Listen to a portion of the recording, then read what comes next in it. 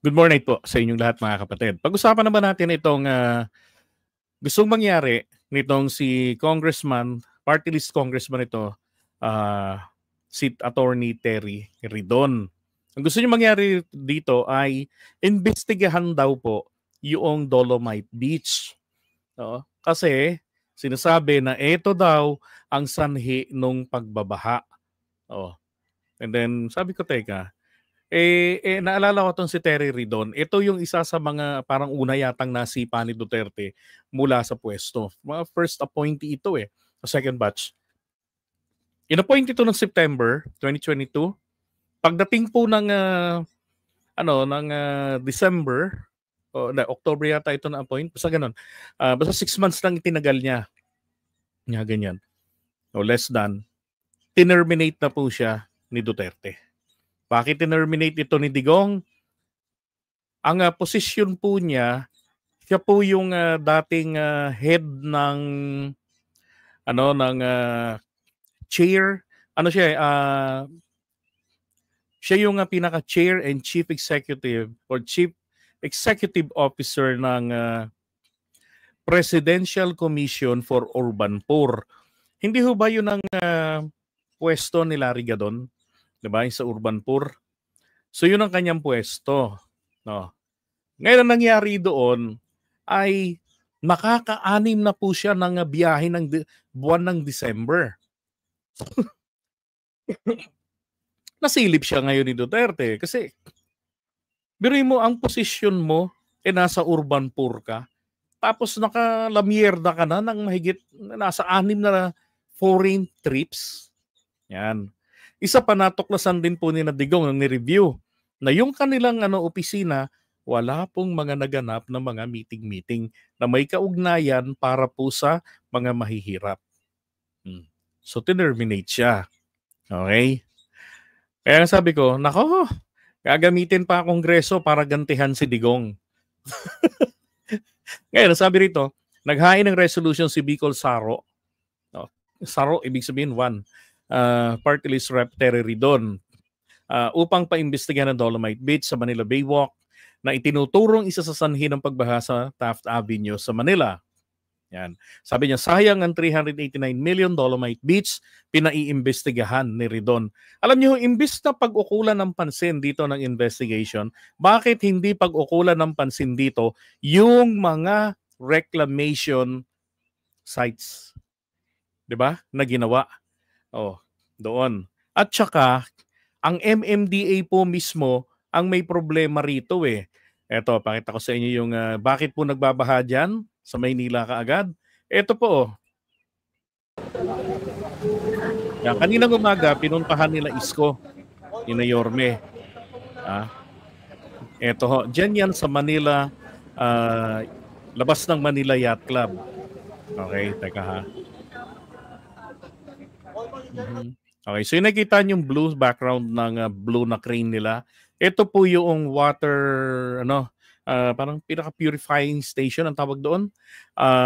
Basta dyan may filtration system yan na yung galing po sa sewage na mga tubig, na solar powered yan, merong 4 na chamber dyan, na stainless. Doon pumapasok yung tubig hanggang ma-filter ito, ma-purify.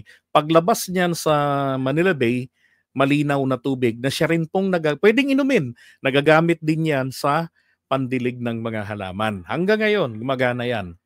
Okay? So ngayon, dyan yan sa labas ng Manila Yacht Club. Ito, pinuntahan nila kaninang umaga. Ito ho yung isang problema na kung hindi pa dumating si Isko, hindi pa po ito mabubuksan. Kahit na magkabaha-baha na palagi. Ayan meron po kasing isang pinaka-floodgate dyan. Binubuksan po dapat talaga yan. No? Lalo na kung ganyang mga maulan, ganon.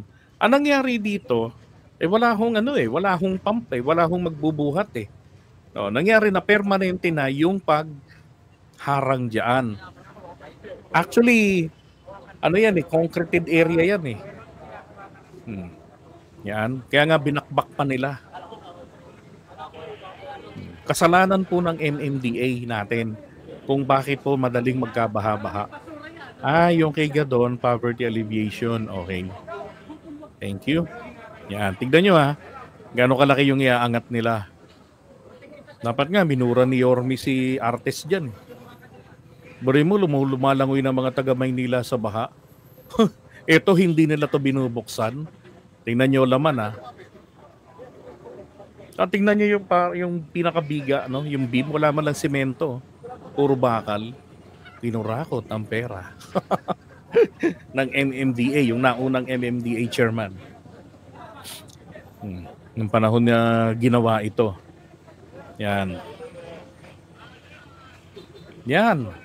So yung mga tubig po doon sa Imbornal na dapat dyan lumalabas, papasok po yan dyan sa may pwesto ng Manila Yacht Club. Sinaraduhan yan. Para mapanatili na walang basurang papasok, walang tubig Imbornal na papasok sa parte ng Manila Yacht Club. Isa yan sa mga yung mga dinadaluyan ng tubig na galing rito sa diyan sa Kamaynilaan para papunta ng Manila Bay.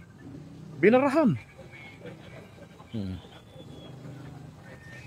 Di ba dapat merong pump yan, merong makina yan na kapag panahon ng magbabaha, di ba dapat aangat yan, hindi kinakailangang lalabas sa ibabaw ng semento, kundi gaganon man lamang para yung daloy ng tubig Imbornal free flowing dun sa dagat. Di ba? Ito pa na-reveal pang isang corruption dito na nangyari. Tingnan nyo. Walang semento. Baka lang. Ngayon ang tanong, dyan nila nilapag. Ilang taon kaya yan dyan? Di ba? So yun po yung problema dyan na nakikita ko. Hindi yung hindi ho yung sa Dolomite Beach. Sapagkat nung ginawa po yung Dolomite Beach, mula po nung yan ay dinidredging, mula nung yan ay tawag dyan, kinuha yung silt, yung burak, kino-content ko na yan. Yung iba sa inyo, napapanood na ako noon dyan. At alam na alam po yan ni Terry Ridon sapagkat siya ay naging bahagi rin ng Duterte administration. At hindi pa doon naman nagsimula na mag-express na siya ng, ako nga sabi ko talaga to bitterness ito Kasi there was an event pa dati noong 2018 pagkatapos siyang masipa, nagkita sila ni Digong at kung saan ay nag-sorry-sorry pa siya. Pero sinabihan na nga siya ni Digong na wala naman akong, wala akong personal na dahilan para atakihin ka. Kaso sobra ka na Sumobra ka na. Pero mo, 6, tapos urban poor ang hawak. 6 na foreign trips. Para saan? Maghanap ng mga mahihirap doon sa labas ng bansa. So, yun po. Ngayon, eto po. Ang, sabi, dahilan ng pagbaha, blah, blah, blah, Dolomite Beach daw. Ito, MMDA flags Dolomite Beach as cause of tough flooding. Kagaguhan. Doon sa videong pinakita ko, maliwanag MMDA ang may dahilan ng harang diyan. Hindi nila binubuksan, ilang beses na tayong binabaha. Napahiya na yung Pangulo natin pagkatapos ng kanyang SONA. Na kahit man lang sana yan ay binuksan ka agad, napabilis yung paglabas ng tubig. 'Di ba? Tapos ngayon nagbabaha-baha na naman. Ang bilis magbaha. Hindi mo alam kung sinasadya niyo sabotahiin para meron kayong magawang project, para merong pagkakakitaan. Kasi dati po ang dahilan dito, yung pumping station. Ang pumping station diyan ang sinasabi nila na nire-repair. Aba, ang tagal ng repair yan. Bakit nung panahon noon ni Yorme na nandyan at ni Duterte, hindi ho ganyang kalala ang baha ng Maynila? Kung bakit nung pagpasok nitong Marcos administration at napalitan yung mga tao sa MMDA, yan na, nagkaganyan-ganyan na tayo. Isa pa hong problema rito. Yung Dolomite Beach, napakaganda po ng toilet dyan. 2 ang toilet dyan. hindi po nila pinagagamit. Ang may hawak na niyan ngayon ay yung Dolomite Beach po, ang may hawak na po niya, nagmamanage niyan, ay ang MMDA, sabi ng DENR. Sila na po ang may hawak ng control dyan, pati ng susi doon. MMDA na. Kasi nga, ginano namin dyan, itong DENR, bakit hindi nyo inaasikaso? Di ba? Ay, ako ho, pabor po ako dyan, Ate Jem, na lahat ng gagawin ni Isko, lahat ng mga politiko natin, dapat nakikita ng taong bayan. Tama po yan. Di ba? Tama yan. Pabor ako dyan sa ginagawa ni Isko. Tama lang yan. Maipakita sa taong bayan ang kabulukan na ginagawa ng ibang bahagi ng gobyerno natin. Para malaman din ni PBBM. Baka nga malay nyo na isumbong na yan eh. Pag napalitan si Artes, malamang na isumbong na yan ni Isko. Eto ngayon ang sabi nila. The blockade resulted to rainwater being rerouted through a sewage treatment plant that cannot keep up during heavy rains. Yun pong tubig doon, galing lang po sa sewage yun. Pero yung mga katas-katas na mga galing ng mga imbornal, yung mga ganon. Pero yun naman pong mga tubig ng imbornal, yung mga alam niyo na yun, anong tubig yun.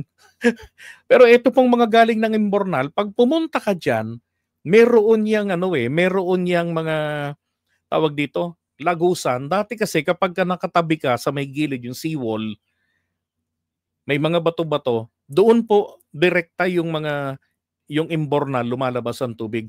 Kaya kapag summer, napakabaho po ng Maynila, ng Manila Bay, kahit ng Baywalk, kahit na wala po yung basura. Ang basura po dyan dumarating pagpasok po ng bare months.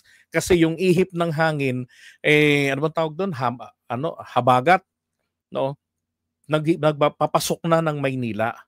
Kaya yung mga basura galing ng ibang parte ng banda ng Cavite, ng Bataan, o maging ng Bulacan, papasok po dyan. At ang pinaka-catch basin, ito pong dyan sa may US Embassy na ginawa ngayong Dolomite Beach. Now, yung sinasabi nilang mga butas po dyan na labasan ng mga imbornal, yan po ay nilagyan yan bago tinabunan yan. Tinanggal yung mga bato, tapos yung pinakabutas po ng imbornal doon sa ilalim, nilagyan niya ng HDPE pipe. Pwedeng gumapang ang isang tao sa loob ng HDPE pipe. Napakalaki nun, hanggang dito ko yan. Sinusukat ko noon yan nung hindi pa nailalatag dyan. Lahat po yan, inilagay yan sa gilid, mula sa seawall, 4 yan kung na nagkakamali. Papunta yan doon sa laot. Umaabot po ng halos kalahating ektarya na 400 meters mahigit kada isa. So yung tubig ng imbornal po, doon ho ang punta sa dagat, sa pinakagitna halos. Kaya regardless kung summer, hindi mo maaamoy yung baho na nanggaling doon sa imbornal ng mga tubig ng Maynila. Hindi totoo yung sinasabi na yan ni na Artes. Baka nag-iisip na naman sila ng proyektong pagkakaperahan dyan. Dapat nga ang ginagawa dyan ng gobyerno natin ngayon, ng MMDA at ng DENR, DENR ang lead agency dyan. Pero buong gobyerno yan, whole of government approach yan, na inutusan ng Korte Suprema noong 2008, yung continuing mandamus na inutos nila na hindi po linisin lang yung Manila Bay, i-restore ang Manila Bay. Pag sinabi nating Manila Bay, yung buong look ng Maynila, paikot yan mula Bataan hanggang doon sa Cavite. Dito pala yung Cavite, dito Bataan, Paleter yan. Lahat po yan. 'Di ba? Ngayon, yung pag ulan-ulan dati, I'm sure nakita nyo rin, pino-cover ko yan. Pinupuntahan ko yan kahit bumabagyo. Naranasan kong nagba-vibrate ang tulay habang binobomba kami ng malakas na hangin dahil nandun na yung mata ng bagyo. Kami nila Vincent Tabige at yung asawa niya. Tinitignan namin kung aanurin niya ng tubig, hindi po inaanod. Kasi nung nalagay na yung mga HDPE pipe, May mga sinker po yan, konkretong sinker na nakapatong doon sa tubo, hanggang doon sa may malapit sa dulo. Saka tinabunan yan dyan ng kulay itim na buhangin. Ang tawag doon ay porax sand. Kaya nga, yung pagkatapos nun, 1 metrong compacted na kapal naman po ang dolomite. Galing po sa Alcoy, Cebu. Yun po. Na ibinintang ng mga Dilawan noon na kaya raw nakalbo yung bundok na yon doon sa Cebu dahil po sa dolomite. Imposible. Yung minahan sa Alcoy, Cebu, it's been 20 years kung daw nagkakamali, minahan na yan ng dolomite. Marami ng mga bumibili ng dolomite doon. Isa lang po yung ginamit dyan sa Dolomite Beach sa Manila Bay. Oh. So ngayon, nung tawag dito, ang tanong nga dyan, bakit ba Dolomite Beach nga pala? Bakit nga ba Dolomite ang ginamit na mga bato? Mayroon po kasing, science na nakapaloob dyan. Ang science po dyan ay ito. Yung Dolomite po, yung mga marine dito, yung filter ninyo sa tubig, sa barko, hindi ba't Dolomite stone ang nandoon? Kasi po, nag-aaktong mabisang filtration, bahagi ng filtration system ng tubig, ang dolomite. Yun rin po ang purpose diyan. Na kapag yung tubig ay humampas sa ibabaw niyan, may dalamang basura o wala, yan po ay lulubog lamang. Hindi po katulad ng natural na dagat, kapag pumunta yung alon sa ibabaw, dadaus-dos pabalik. Yan hindi ho. Tatapon ang tubig sa ibabaw pero lulubog lang yan. Hanggang mapunta na naman doon sa pinakailalim yung kulay itim na buhangin. Filtered na filtered, pagpunta ng una naman uli ng tubig na yan doon sa dagat. Walang basura dyan, hinakot lahat yan, talagang drenaging ng ilang buwan yung mga burak at mga basura dyan. Natanggal dyan yung mga dekadang taon na nilagay ng mga gulong, nilagay ng mga environmentalist na ang purpose ay maging bahay daw, maging magtubuan ng coral reefs. Yun pala, napatunayan lang po ng mga panahon na yan na noong 2019, hindi kumakapit ang coral reefs, ang calcium, sa gulong. Andiyan ako nung buong proseso niyan eh. Diyan ako nagsisimula pa po ng pagbablog. Hanggang sa naging mas na-focus ko habang nagko-content kasi ako diyan. At sila kapatid na Trexie, sila Bong Orense, napapanood ako niyan, hindi ko maalis ang magbigay ng political commentary sa mga tinatanong ng mga tao. Nakatutok ako diyan nung ginagawa yan. Okay? Kaya para bintangan nila yan, kailangan nila munang ipaliwanag sa akin, bakit nila sinaraduhan yung nandito sa video na to? Na dapat sana yan ay maliwanag na bukas. No. 'Di ba? At alam niyo po ba ang kapabayaan ng ating gobyerno ngayon, ng MMDA diyan, ng DPWH? May bakod po yan, kabakahabaan yan. Ng Baywalk, hindi mapakinabangan yan na makapamasyal ka sa gilid. Bakit? Mula nung pagpasok ng Marcos administration, wala na pong pondong ibinabadyaan ang DENR. Hindi hinihingian ng pondo yan. Pinabayaan nila yan. Bakit ganon? Magandang proyekto yan. Walang politika dapat. Inutos ng Korte Suprema yan noong 2008 pa.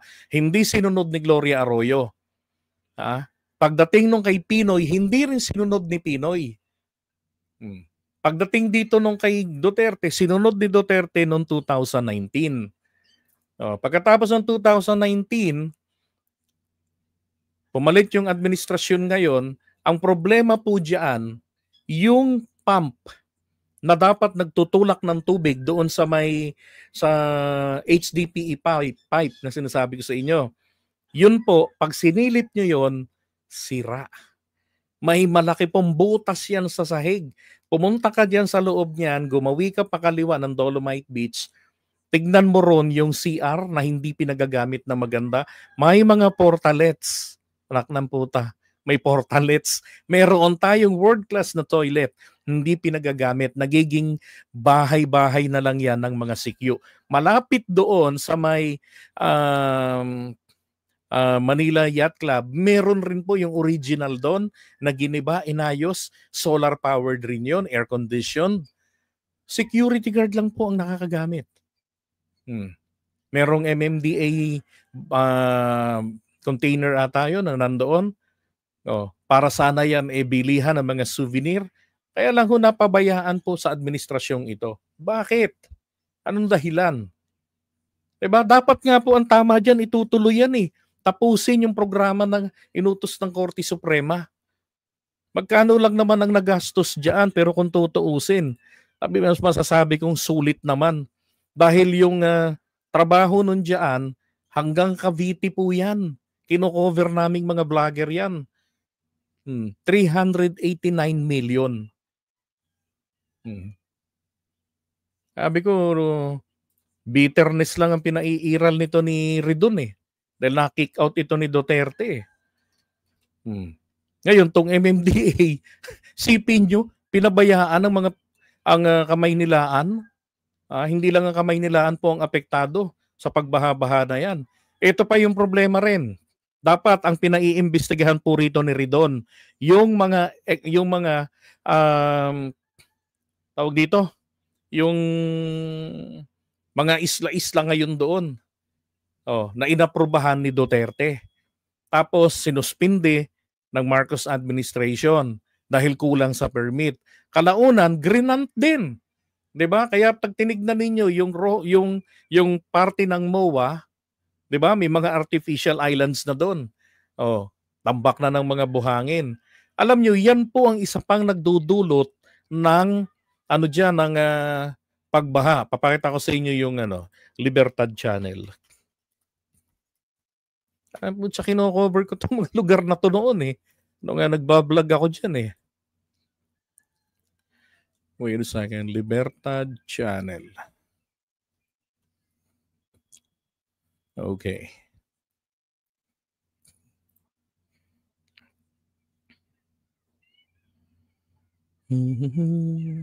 Hey.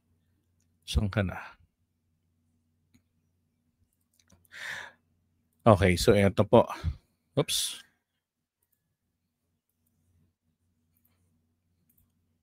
Para makita nyo po yung sinasabi ko. Kalokohan tong trip na to ni Ridon eh. So eto ho yung Libertad Channel, mga kababayan. Ito, updated ito. Halos updated. So kung familiar kayo dito sa may Senate, okay? Yan. So dito po ang Senate.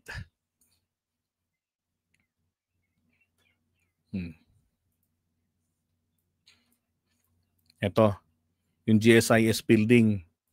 Dito yung Diwata Paris Overload.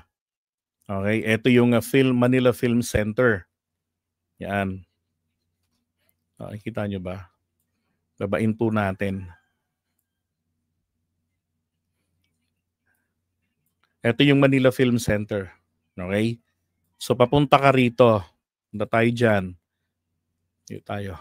Makamahagip tayo. So andito po yung Diwata Pares. Diyan. So tayo ngayon doon. Sige pa. Bandang tayo? Senate. Di inuutusan no? Okay. Ito po yung parte ng Senate. Yung pasukan ng Senate yan. Ito, Senate of the Philippines. Yan. So ngayon, dito tayo sa may tulay. Ito, DPWH facility yan. Na COVID facility nila yan. So rito, ang tulay na mahiwaga. Aba, ayaw magpapasok ng MOA?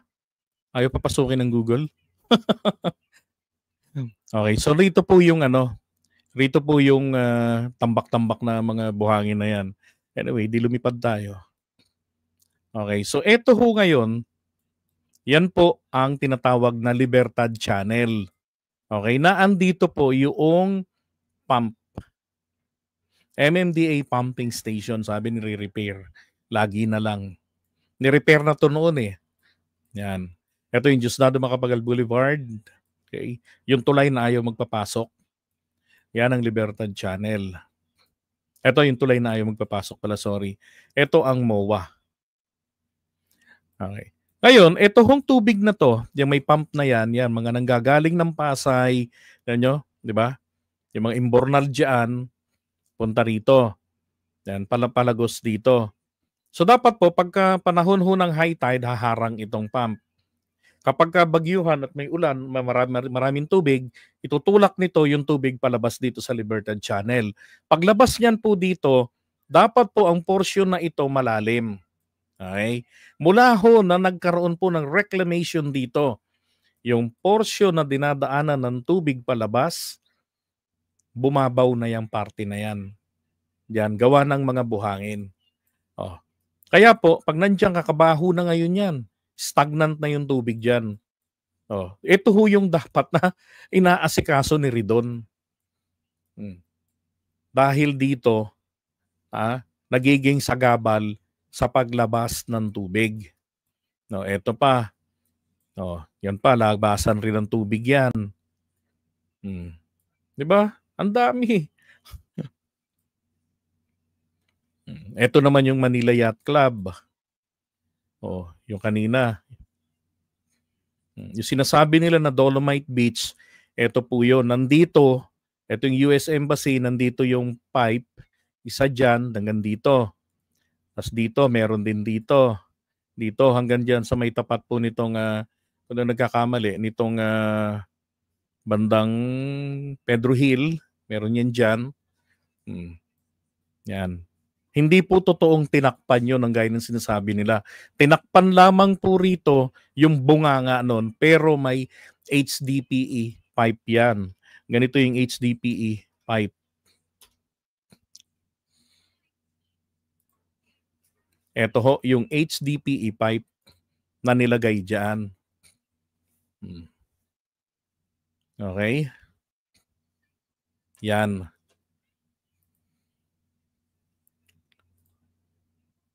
Okay?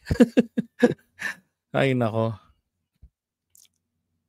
Ano yung ginagamit? Yung CR. Galing lang kami noong isang linggo.